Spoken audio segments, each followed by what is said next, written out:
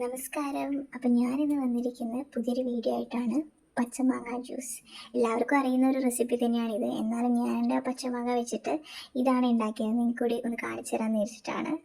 വളരെ സിമ്പിളായിട്ടുള്ളൊരു റെസിപ്പിയാണ്. അപ്പോൾ നമുക്ക് ഇതിന് എന്തൊക്കെ ആവശ്യം നോക്കാം. ആദ്യമായിട്ട് നമ്മൾക്ക് കാന്താരി മുളക് വേണം. ഞാൻ കുറച്ച് എടുത്തിട്ടുണ്ട്, ഇത്രയൊന്നും ആവശ്യമില്ല കേട്ടോ. പിന്നെ നമുക്ക് ആഫ്രിക്കൻ മല്ലിയാണ് കേട്ടോ ഞാൻ എടുത്തിരിക്കുന്നത്. നിങ്ങൾക്ക് സാധാ മല്ലി എടുക്കാം. പിന്നെ ഇഞ്ചി ആവശ്യത്തിന്. പിന്നെ നമ്മുടെ മെയിനായിട്ടുള്ള പച്ചമാങ്ങ. അപ്പം ഇതൊക്കെ നമുക്ക് ആദ്യമായിട്ട് ജ്യൂസറിലേക്ക് പച്ചമാങ്ങ അരിഞ്ഞു വെച്ച പച്ചമാങ്ങ ഇടുക. ആവശ്യത്തിനുള്ള കാന്താരിമുളക് 2-3 ഒക്കെ മതി കേട്ടോ, എരിവിനനുസരിച്ചിട്ട്. കാന്താരിമുളകിന് നല്ല എരിവായിരിക്കും, അതുകൊണ്ട്. പിന്നെ നമ്മൾ ആഫ്രിക്കൻ മല്ലിയും ഇഞ്ചിയാണ് ചേർക്കുന്നത്. ഇഞ്ചി നമ്മുടെ ഡൈജഷനൊക്കെ നല്ലതായതുകൊണ്ട് നമുക്ക് നല്ലതാണ് ഇഞ്ചി ചേർക്കാം. പിന്നെ നിങ്ങൾക്ക് ഞാൻ പറഞ്ഞ പോലെ തന്നെ സാധാരണ മല്ലിയോ എന്താണെന്ന് വെച്ചാൽ ചേർത്താൽ മതി. പിന്നെ നമ്മൾ അതിലേക്ക് ആവശ്യത്തിന് വെള്ളം, കുറേ വെള്ളമൊന്നും വേണ്ട, കുറച്ച് ഒന്ന് അരിഞ്ഞ് കിട്ടാനായിട്ടുള്ള ഒരു വെള്ളമാണ് ഞാൻ ആദ്യം ചേർത്ത് ഒന്ന് അരച്ചെടുക്കുന്നത്.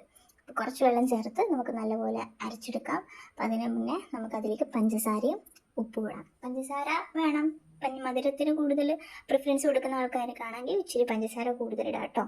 ഞാൻ രണ്ടും ബാലൻസ് ചെയ്തിട്ടാണ് അടിച്ചെടുക്കുന്നത്.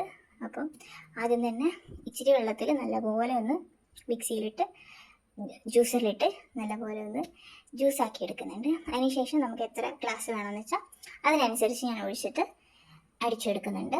ഇത് തോല് കളയാതെ പച്ചമാങ്ങ ആയതുകൊണ്ട് നമുക്ക് അടിച്ചതിന് ശേഷം നല്ലപോലെ അരിച്ചെടുക്കണം കേട്ടോ. അരിച്ചെടുത്താൽ ഇതേ നമ്മളെ പച്ചമാങ്ങ ഇവിടെ റെഡി ആയിട്ടുണ്ട്. കാണുന്ന പോലെ തന്നെയല്ല, നല്ല രുചിയാണ്.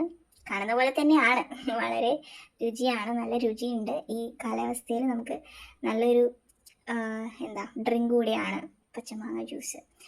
അതെ, നിങ്ങൾക്കിത് ഇഷ്ടമാണെങ്കിൽ നിങ്ങൾ എന്തായാലും ട്രൈ ചെയ്യണം, ലൈക്ക് ചെയ്യണം, സബ്സ്ക്രൈബ് ചെയ്യണം. ഇനി മറ്റൊരു വീഡിയോയിൽ കാണുന്നവരേക്കും നമസ്കാരം.